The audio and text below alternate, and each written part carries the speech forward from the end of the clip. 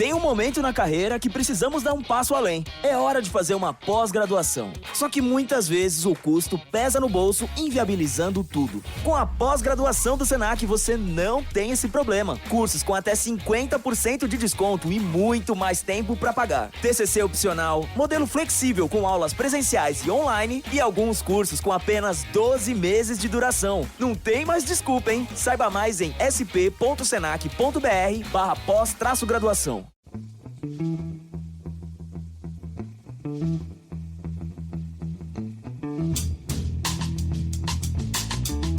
Hello and welcome to the Price of Football podcast, the podcast that chases the money behind the beautiful game. Over there is football finance expert at Liverpool University, Kieran Maguire.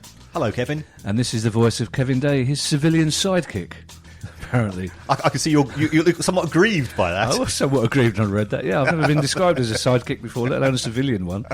It's a Monday, so that means the pod is based on your questions. But first, I have some questions of my own to ask Kieran about a massive story. Now, Kieran, we didn't want to rush into the Man City thing straight away like everybody else did because we wanted to let the dust settle a little bit and to give you a bit of time to do some digging and deep research yourself. So I think it's time we dealt. It's probably the biggest story that's broken since we've been doing the podcast. So I think the easiest thing to do is for me just to ask you a couple of questions and then hopefully we can get to the bottom of what's happened, what's going to happen. First of all, an issue that I know caused you some problems. Why was it announced at 6:30 p.m. on Valentine's Day? Well, there's two committees at UEFA. There's what they call an investigating committee, who a few months ago decided that City's case needed further attention, and they pass it on to an adjudicating committee who make the decision. Now, by all accounts, the adjudicating committee had made their minds up and told City their conclusions relatively early on the afternoon of the 14th of February. And then I think UEFA decided that because football is so full of leaks that it would make sense to get it out. So at a rather strange time, because that would have been 7:30 p.m.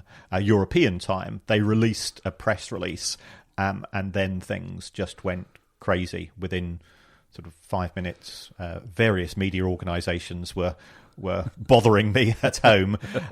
Myself and my wife were supposed to be having a romantic evening together, and by the time I did my final interview, which was on 5 Live at around about 11:20 in the evening, I went upstairs, and I think it's fair to say it looked as if the air conditioning had been switched on maximum, given the frosty reception I got. And how is the Baroness now? She's calmed down. We went out for a meal last night, I don't believe in charging money for what I do because, as someone who works in higher education, I think you've got a duty and a responsibility. But Sky very kindly said, we know we've messed things up for you, and we'll contribute towards a decent meal for the pair of you. Oh, that was nice. That was very nice. And yeah. hopefully Jim White might host it for you. That'd be nice, wouldn't it? I think the reactions to this were quite extreme. I think encapsulated, I think, on Monday Night Football when Jamie Carragher basically was reasonably gleeful, saying essentially Man City played with fire and they got caught. Then you had Gary Neville saying he thought the FFP regulations were not fit for purpose. I think what it has thrown up is the fact that despite the fact we've been doing this pod for quite some time, people still don't know exactly what FFP is, because my understanding was completely wrong until you put me. They haven't actually been suspended for breaching FFP regulations. It's about over-exaggerating certain funds, is that right? That's right. I mean, Manchester City were first brought before the authorities in 2014, along with Paris Saint-Germain.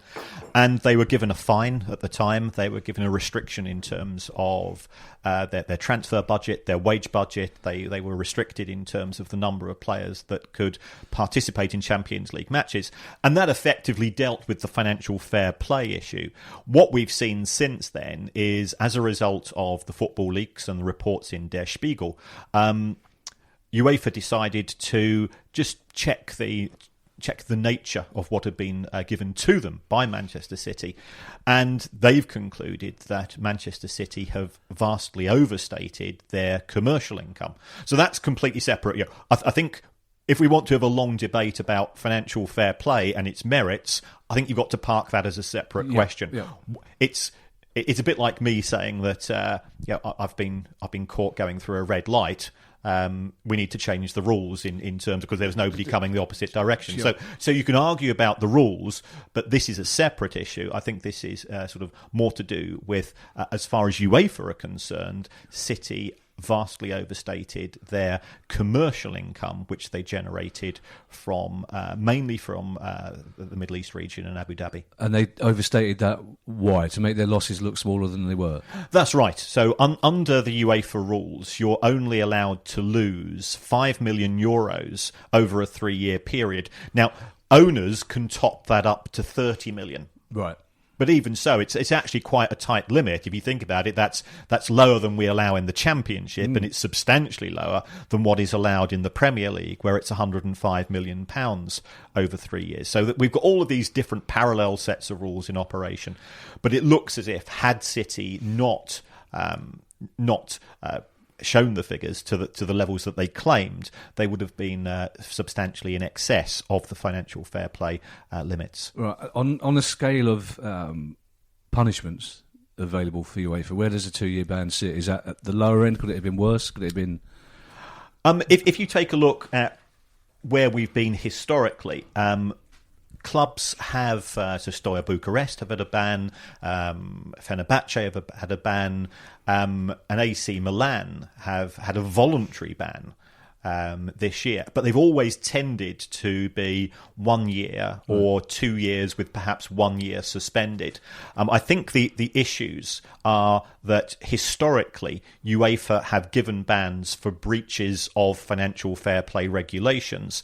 This is something completely different. This is an accusation by UEFA that City not only the breaking of the rules is one thing, it's the fact that City did not come clean and they did not assist UEFA during the conduct of the investigation. And you say these came from leaks in a German newspaper? That's right. There's a Portuguese individual who is the hacker, by all accounts. He's presently, I think, residing in prison, awaiting trial, and he provided the leaks to a German newspaper, Der Spiegel, which presented all the information. Now, having read all the accusations there, and there's a lot, there was a lot of hearsay, I think it's fair to say. Right. There was a lot of accusations of things which didn't reflect very well if the emails going from one person to another were correct. I don't think that reflected on anybody involved at the time, but that formed the basis of UEFA's further investigation. Now, it could be said that if you are, as a procedural issue, should you be accepting data or evidence which has been effectively stolen? Yeah. Here we're going into legal minefields of what is right and what is not right. And I think our friends in the legal profession, I mean, I was reading that one of Manchester City's QCs is one of the guys that was involved in the anti-Brexit, some of the anti-Brexit campaigns. And I think he's supposed to be on £20,000 a day from now on. So, clearly Manchester City are going to be using as part of their team what they consider to be the best legal minds in the country. I think it's fair that we reflect the anger of City fans. A lot of them, I understand why are talking of them being a target for UEFA. So what's happening to other clubs? And Greg Taylor is just one of many people, many Man City fans who are just saying, hang on about PSG. Obviously, one thing everyone seems to know is that PSG are flouting regulations openly, apparently, and nothing's happening to PSG. So is there any truth in the suggestion that UEFA have got a particular bee in their bonnet about Man City? Manchester City don't have the level of representation at UEFA higher echelons that some other clubs have. So I think that's one of the things that the Manchester City fans are claiming with regard, and therefore they don't have the ear of the right people. My understanding is that if you take a look at the two panels that investigate financial fair play rules, one of UEFA's own rules is that the people who are on those panels cannot themselves have any role within UEFA. So you would think that they are going to be as independent as you would hope. So these are not football people. These tend to be QCs. Oh, they tend. I think one guy was a former Prime Minister of Belgium. So UEFA are trying to distance themselves from football administrators making those decisions. City fans will say, there's arguments on both sides. City fans will say, well, hold on, how can these people be independent given that they were appointed by UEFA in the first place? Yeah. So there's clearly a lot of harsh feeling on both sides, and it is proving to be very divisive, because if you support one of Manchester City's rivals, then that effectively forms your opinion and you will have evidence to back that up. If you're a Manchester City fan, they will claim that it is a cartel, it is an organised, UEFA is weaponised against Manchester City. I don't think there's sufficient evidence to back that up. Have Manchester City made themselves overpopular with people? No, but most administrators I know in football are ultimately spectacularly dull. And therefore, whilst they don't tend to seek grace or favour, there's no doubt that the head of La Liga, Tebas, he has been very anti-Manchester City. I think some of the gloating coming from the likes of Barcelona and La Liga doesn't reflect particularly well on them either, though. And the PSG question, I'm trying to think of another legal term that isn't getting away with it. But Man City fans clearly seem to think that PSG are getting away with stuff that they're not. Is there any truth in that as well? Well, if you take a look at the take a look at the PSG case, I think that the reason why UEFA decided to initially investigate was that the signings of Neymar and Mbappe were, for huge fees, and therefore that warranted further investigation.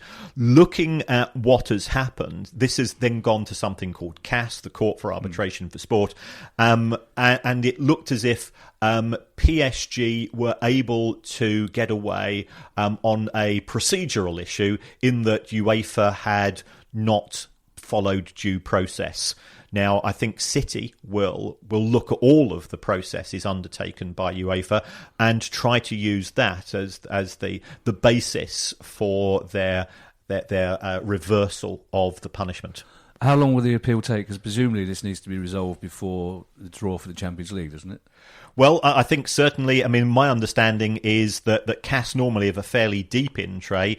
I have been to a website called Law in Sport, which lists out all of the recent cases, and I was actually amazed at how complex these things are and how many cases are going in a variety of sports. But what CAS will do is that I think that they will accelerate this to the top of the pile because they are aware of the ramifications in terms of the Champions League for 2020-21. Not least of all because as it stands at present, the side that finishes fifth in the Premier League would automatically take Manchester City's place in next year's competition. Financially, does it cost to appeal? It will cost. If you take a look at the list of legal representation that Manchester City have, we are talking about some of the top lawyers, certainly some of the top QCs in the country, and they're not cheap. I think they're using 4 or 5 legal firms to do their work, to provide the basis of their case. Do you also have to provide funds to prove that your appeal is not frivolous? So do UEFA charge you for? I don't think UEFA would be able to go down that particular route because I think UEFA themselves acknowledge that the process might have been imperfect. Given that there was information that was being released, perhaps before judgments were being made. Right. What happens if they lose the appeal? If they lose the appeal, they've got effectively one of two routes to take. The first is to accept it and to move on. And I think that Manchester City feel that they don't want to go down that particular route, but they will have to wait to see exactly what CAS conclude. And I think nobody's seen the small print of this ruling to date. That's one of the things that Manchester City said, that they didn't want anything revealed that had been shown because they've still got another case to go through. Manchester City could also ask for a public hearing, which I think would be interesting. If City decide not to accept the ruling, I think their next course of action would to go to a Swiss federal court and operate along the lines that financial fair play itself is some form of restraint of trade, and how that proceeds, we could eventually end up in the European courts of justice. And I was reading that could take as long as 10 years. Can we? I thought, what about Brexit? Doesn't that prevent that happening? Well, yeah. I think Brexit would be. Ultimately, this is a European competition, right? So therefore, City would still have access to European justice. So I don't think you could go down that route if the Premier League itself decided to investigate Manchester City, and that's a separate issue. That is something which could conceivably happen as well. And there have been whispers, and some people have been perhaps a wee bit mischievous to say, well, given that the period investigated was 2012 to 2016, Manchester City won the Premier League during that period. Could there be a retrospective points deduction, or could they be stripped of titles? It's always the fans, isn't it, who get stuffed. Yes.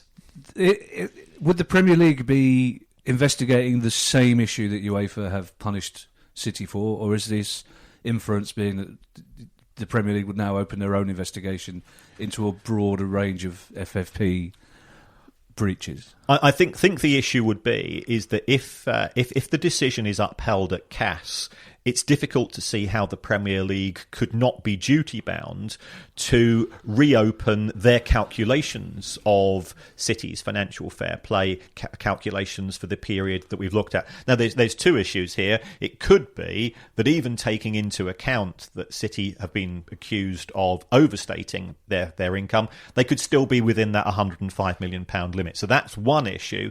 Another issue is that if one of the conclusions is that City, when they've submitted evidence, have deliberately misrepresented that, then the Premier League might decide that is a separate offence upon which they will have to make some form of investigation and judgment. Okay, we do need to get on with questions on other subjects from our lovely listeners, but just one or two things more. If the appeal goes against City and they accept that appeal, what are the financial implications for the current squad and for not being in the Champions League? Will they go down the Chelsea route and bring their own kids on? Will players be kept to contracts? Will they have to get rid of players?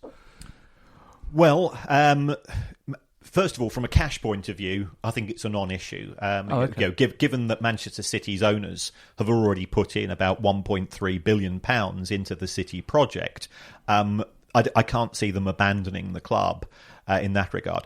I think the major issue for City is that Champions League participation is potentially worth about 130 or 140 million pounds a season to a club that goes all the way.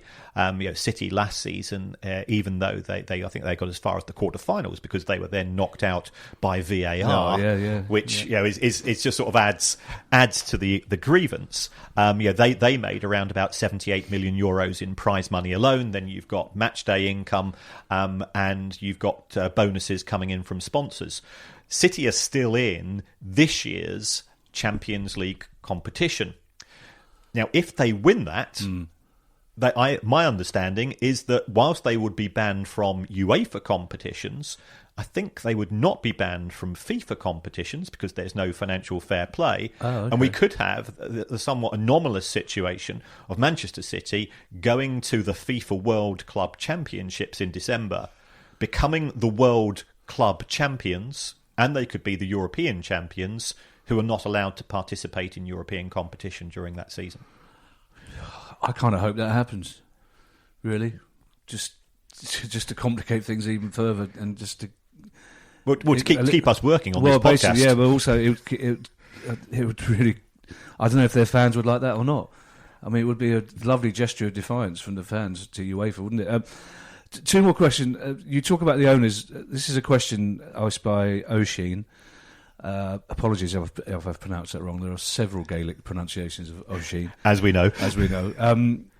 We know how much, we do, because you told us, Kieran, we know how much Silver Lake valued the City Group at. Would they have known this was on the horizon, and does it affect the valuation? They would have been aware, because as part of their due diligence, that they were putting in $500 million into Manchester City, and it's. I think that makes you more than just a tyre kicker in terms of how you would investigate.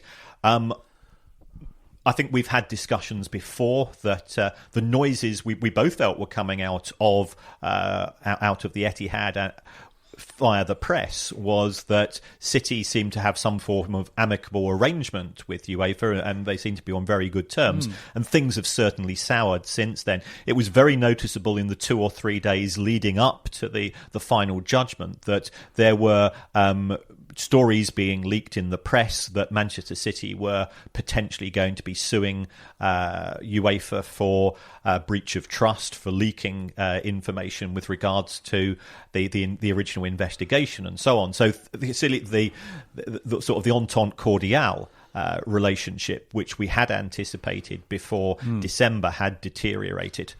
In terms of the value on the club, it will have a negative impact. As I said, that City's owners have put in around about $1.3 billion. That was to buy all of City. What we now see, and I think this is going to complicate things further, we've got an American hedge fund, in effect, owning 10% of the club, and you've got a Chinese investment company owning another 13% that City sold a couple of years ago. So there'll be a lot of unhappy people if this ruling is upheld. Well, apart from the fans, one last question which comes from Mark Abbott, and it's a bigger picture question. I think it's an important one to ask. If City were to be banned for 2 years, does this increase the chance of a European Super League, do you think? I don't think it will make any difference either way, and the reason for that is I think whatever is going to happen to European football in future, and I think that to a certain extent that's a runaway train. Those decisions are being made by a variety of people, and it could involve Manchester City themselves. So I don't think City would be excluded because they have been a successful club. To not allow a club which has won the Premier League and has won so many domestic trophies in recent years from being at that top table would seem churlish in the extreme. Now, if I was a City fan, I'd probably be slightly depressed by what I've heard so far. None of what you've said sounds particularly positive, but your instinct as to how the appeal will go? My gut feeling, and remember I'm a teacher, I'm not a lawyer, is that I think City will proceed on the basis of procedural errors made by UEFA. UEFA feel, and again I've sort of spoken to one or two people around, UEFA feel that they have a watertight case. So therefore, it really depends on whether or not City's lawyers can persuade CAS, who have been willing to listen before to procedural problems, that effectively made the original ruling invalid, and that would be City's best option. Well, I can tell City's fans that Kieran's gut is quite often right, untainted as it has been for life by alcohol and anything else. So that's a glimmer of good news. City fans, I hope you'll stay and listen to the rest of the pod as we're talking about other issues. If you want to go away and talk amongst yourselves, I'd be fully understanding of that. I think this is a really interesting question from Heine. Uncle Heine. Not Uncle Heine, it's just Heine. No, he's my uncle. Oh, is your Uncle Heine? Yeah, he's my Uncle Ian. Is your Uncle Heine? Yeah. Oh, I apologise. Hi, Uncle Heine. I just thought I'd missed a joke somewhere. You mentioned so many relatives in this show that I think some of them are still banged up, aren't they? Uncle Heine, on which side of the family is Uncle Heine? It's complicated. Oh, is he one of those uncles? Yes. Oh, okay. Why is this bloke living in our house, Uncle? Yeah, I'll get you. This is taking a darker twist than I thought this point. Yeah, hello, Uncle Hein. Uncle Hein has got a good question and a good imagination, because he's talking about something we haven't mentioned at any length on this pod before, and that's the PFA. And Heine's question is, with the recent publicity around the PFA and Gordon Taylor, how does it work financially? And I love this description. Does Gordon Taylor spend his day in his pants, staring at the Van Goghs on his office wall, sitting on gold bars from the money made by millionaire footballers? And perhaps you'd like to start by maybe giving a bit of context into the fuss that there has been about the PFA recently. Right. The fuss with regards to the PFA is in fact a charity.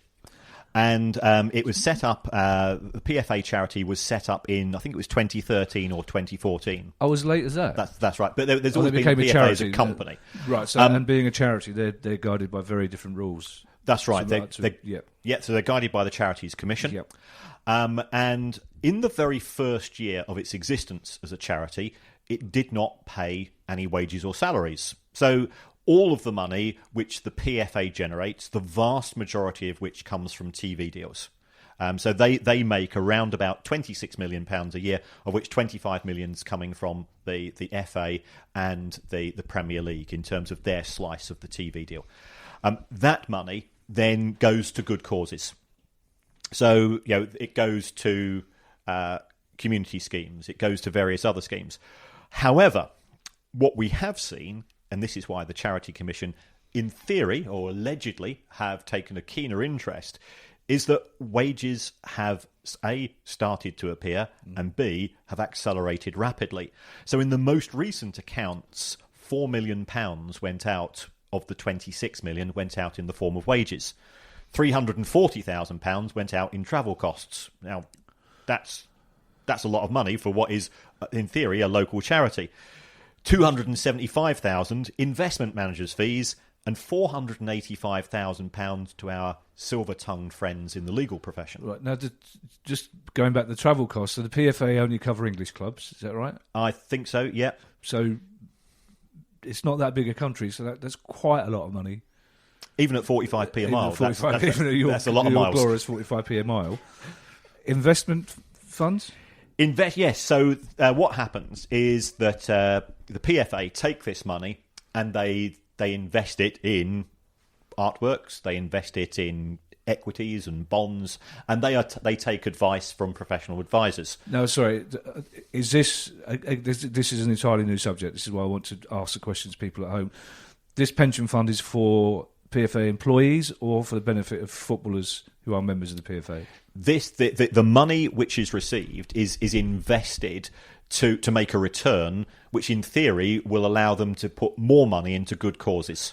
So that's how it works. Right, and how do players subscribe to the PFA? Right, players, they're members of the PFA union, and they will pay a monthly flat fee as your union membership fee. I'm a trade union member. Yeah. I pay my monthly subscription. It's exactly the same for footballers. My understanding, and I've tried to find out a bit more detail, but I think it's a flat fee per member, which is fine in many regards. Well, it isn't. It isn't. So a League Two player is paying as much as a Premier League player. That's right, but a League Two player could have been a Premier League player 2 years ago, and vice versa. And is membership compulsory?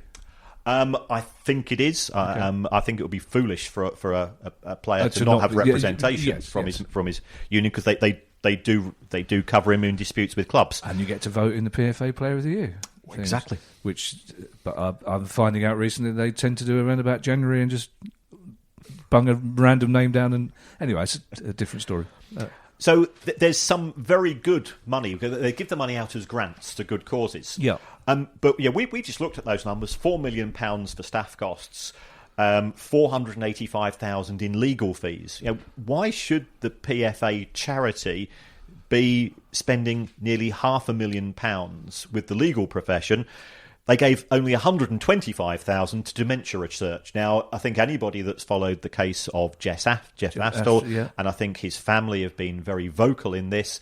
There is an issue, which needs further investigation. Yeah, for those of you who don't know, this is a player who played for West Brom in the 60s and 70s who family claimed that his dementia was caused by consistently heading the ball. That's right, yeah. And And there is talk in the US recently about under 11s being banned from heading the ball. Yeah. So I think it's an area which does warrant further investigation. Is 125,000 when you got 26 million pounds worth of income? Is that a fair contribution? They gave 400,000 pounds to Sporting Chance, which is the charity which looks after footballers who have had mental health issues, alcohol problems, gambling problems. That's a big issue in football. And which Sporting Chance via Tony Adams have just said that sponsorship of football shirts by betting companies has to end. Yes. So that's a story that we've constantly talked about and we'll talk about in the future. Now, can I just say here, as a trustee of a charity at Palace, I learned, as I knew nothing about charity governorship, but I've learned how scrupulous you have to be in terms of the Charity Commission, how careful you have to be in presenting accounts, in accounting for every single payment. So at the very least, it seems the PFA have been slightly lax or naive in terms of what they're putting down as costs and expenses, etc., haven't they? Well, I'm sure that they've got a receipt for all of this. I mean, I think the question marks will be levelled if it's £4 million worth of staff costs. Who are the recipients of those monies? It does seem it's around just under 20% of their total income. That doesn't seem necessarily as efficient as it could be, especially as they've come from a position of paying nothing out in terms of staff costs when the charity was first set up in 2014. This, according to reports in the press, has irked the Charities Commission, and they're taking a slightly more interest than they would do otherwise. It's an ongoing story. I think we all know this is going to be an ongoing story, and I think there are probably things that we don't want to say now because of legal implications when the story does go on. What sanctions do the Charity Commission have if they're unhappy with what they're being presented with? Well, they could take away charitable status from the organisation. This would have significant tax implications. They could also ask for a change of governance and for the existing trustees to be replaced if they felt that they were not operating in an appropriate way. And I think that would be very damaging from the PFA's perspective. Now, there's no evidence of any wrongdoing at present, and I think we need to stress that. Of course. Yes. But the fact that these stories are rummaging around in the press, Gordon Taylor's salary has been an issue for some time. He is the highest paid trade union leader in the country. People might say, well, he's done very well for his members because he's managed to always negotiate this very large sum of money which comes to the PFA from the football authorities in terms of every time they say, we think we ought to give you a lower percentage of the TV broadcasting rights, he simply says no. And if you try to force that through, my members will go on strike. Well, we'll keep a watching eye on that one. This is a question from Adrian Bissett. Hello, Adrian. Adrian says, first of all, thank you for the show. It's incredibly interesting and sometimes frightening, which sums you up, Kieran, pretty much. Well, you're sitting opposite me. Mainly interesting, but occasionally I do edge away a little bit. Now, this is a follow-up question to our discussion of the naming rights for Everton's non-existent ground. Yeah, it was £30 million, I believe. That's correct. Now, this is a very good question. He says the training ground is already USM Finch Farm, correct? Yep. So they've already paid for the naming rights of the training ground. And this is something I wish had occurred to me when we talked about before. What's the benefit, he says, to a holding company like them? They don't offer goods or services. So what benefit do they get for having their name on the stadium or on the training ground? Well, from a commercial point of view, they can now go and say, oh, by the way, we sponsor a football club in the Premier League. The owner of the company of USM, Alishir Usmanov, he also owns the likes of Mail.ru, which is the Russian version of Google Mail or Gmail. So it is an opportunity for him to say that he is broadening his sphere of influence with other countries. So therefore, domestically, back in Eastern Europe, he is now in a position to say that I have closer links with the West. I've got closer links with the Premier League, which is very popular across all of Europe, including Russia. So those are the theoretical benefits. If you're asking me, do I think that they are £30 million worth of benefits? I think that's at the top end of the market. That's the politest way of describing it. It's noticeable that he's already doubled his sponsorship. It was £6 million a year for Finch Farm. That's now doubled to £12 million. Now, on top of that, I think he allows him to determine who takes the ball out or who gives the ball to the referee and things of this nature. So he's got slightly more back for his money, but whether that's an extra £6 million worth is another matter. I mean, that's not buying a lot of influence in the club, is it? Who decides who gives the ball to the referee? Like you said, that's a lot of money, and he has a relationship with the owners of the club, doesn't he? That's right.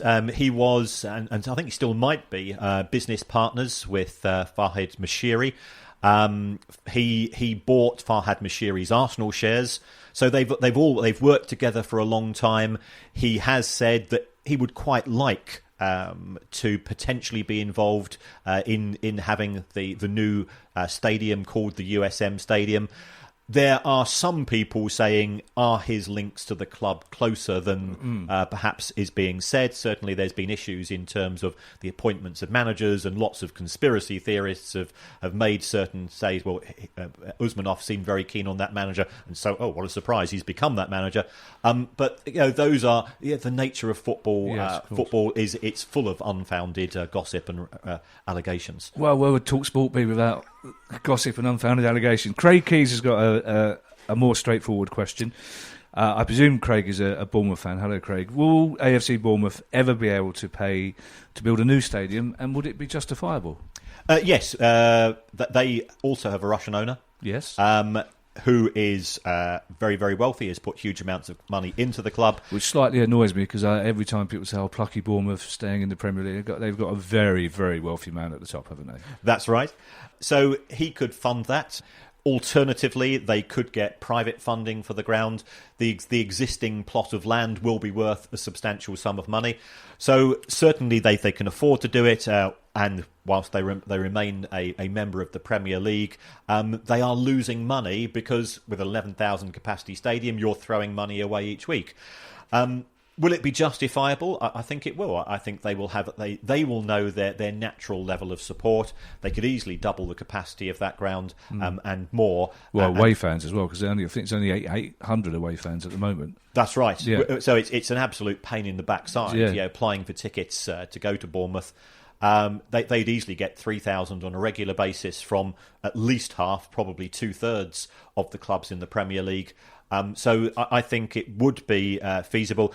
The downside, land prices in that area are extortionate, and it could be that the local council will insist on infrastructure projects to have rail links and things of that nature to make it a sustainable, a greener. We've spoken about, should clubs be doing more Forest Green Rovers recently. Yeah. So I think the ancillary costs could be the thing which determines whether it's feasible or not. Bournemouth make 4% of their total revenues from ticket sales. If they drop out of the Premier League, they've got a problem. This is childish, but one of the reasons I quite like Accrington Stanley is Bournemouth and Boscombe changed their name to AFC Bournemouth in the 70s, so they would be first in any list of Football League clubs. And Accrington Stanley came in and put the kibosh on that. That's another reason to love Andy Holt, who's one of my favourite guys in football. Yes, I'm glad you've got favourite guys in football, because you're not everybody's favourite guy in football. This is a question from Mark Abbott, which I'm literally going to ask you this question and then doze off, because this is a proper, and I can see your shoulders have gone back. There's a gleam in your eye. I think you know which question is coming up. Because Kieran does get some notice of the questions beforehand, unlike me. I just read them out. This is a proper accounting question. So Mark Abbott's question. Hello, Mark. Do clubs revalue players when contracts are renewed? Also, are players amortised using transfer windows rather than years left on the contract? Well, for this, Kevin, I had to go to FRS 102, Section 18, Subsection 18 for the answer. Did you? Which, as you can imagine... It's like porn, isn't it, for you? You knew where to go, though. Oh, it gave me a secret thrill. No, you cannot revalue footballers upwards. It's just the way the rules, because you never know. You might revalue. Otherwise, you can just manipulate the accounts. You can say, we've got this player we bought for 10 million. Now we think he's worth 40. That's great. All of a sudden, we've satisfied FFP. So it's to stop things like that. So in general, is it like the classic I discussed on the radio the other day? I didn't understand it. It's just like the minute a car goes off the forecourt, it depreciates in value. Is that the assumption that's made about footballers? As soon as you buy a footballer, he can't possibly be worth more? Even though you will sell him for more, is that the assumption made for that's right. Okay. He's getting that much older, and you're getting nearer to the end of his contract when he can leave on a Bosman. Oh, yes, of course. And what about the amortising? Have you answered that as well? I really don't know. That's done on years. It's not an exciting issue. Transfer windows don't really. It's from when you sign the contract to when the contract ends. Well, congratulations to Mark. You found a financial question that Kieran says isn't exciting. That took some doing. I don't know if that's good or bad, Mark. It's a very interesting question. I do keep the proper accounting questions coming. I'm prepared to. I've got a garden. I can look at that while these things are going on. Last question for this week's pod is from Matthew Fitzwilliam, who says, "Thank you for making my lunch break less boring," which I think is a compliment. I think that last answer of mine might rectify that. This is a good question, actually. And again, it's one of those questions that's almost so obvious, I'm surprised we hadn't thought of it. Why is the Premier League sponsor-free? I mean, the SPL, Scottish Premier League, is sponsored by Bet365. Presumably the Premier League could make a lot of money by becoming Red Stripe Premier League or Bet365 Premier League. So why have they not chosen to do that? Well, it was originally the Carling Premiership. Yes, so they've had 8 years of sponsorship in terms of naming rights from Carling, and they've had 15 years from Barclays. Originally it was the Barclay card, and then it became the Barclays Premier League. The simple reason is that they actually have smaller partners and they have more of them. So what they didn't want to do is to make it the Barclays Premier League and then everybody associated with that particular name. What they now do is that they have their official finance partners, they have their official transfer partners, they've got their official this, that, and the other partners as well, and that money collectively exceeds the amounts that they were earning from having the sole naming rights. Right, so it's purely financial. I mean, you could spin it as looking like the brands got too much integrity to be associated with one sponsor, but it's not that. No. They can make more money. How much, as a matter of interest, would, say, Barclays were sponsoring the Premier League now, how much would they be paying to do so? Well, I mean, I think when they stopped, they were paying around about £30 million a year. So, in footballing terms, it wasn't a huge amount. I think they probably have to perhaps double that now. And what we're also seeing from the sponsors is that they then realised that they weren't getting the recognition they hoped for, because if you asked who sponsors the Premier League, you can name it for Manchester United, you can name it for all of the individual clubs, but the institution itself wasn't actually generating that much acknowledgement. So I felt that Barclays didn't feel that they were getting the greatest of deals, and the football authorities at the Premier League, they felt that actually we can sell more bits and pieces. What we are seeing in the Premier League is that some of the perimeter advertising is now global. I don't know whether you've seen the Turkish hair clinic, Mr. Cinch. Doesn't apply to either of us yet. Yes, but hanging in there, yeah. But he's at practically every ground. Now, that will come from a central contract organised by the Premier League itself. And that money then gets divvied up equally between all 20 members of the PL. And presumably a big concern like Barclays would have done their own research into value for money and whether they're actually getting any new customers, whether young people are going, right, I'm going to bank with Barclays because they sponsor the Premier League. That's right, and it simply wasn't worthwhile. What Barclays have done instead is that they have tried to be the Premier League club's favourite high street bank. So they've changed their approach, and they're pitching to clubs rather than pitching to the Premier League itself. That's very interesting, and that comes off the back of a listener's question, which is why we do our question special. Thank you, Matthew. The Price of Football is a DAP Dip production. Let's get it over and done with. If you want to leave a review, please do so on wherever you listen to it, and then algorithms. Kieran, we'll see you next time. Absolutely. The Price of Football. Thank you for listening. Thank you very much, folks.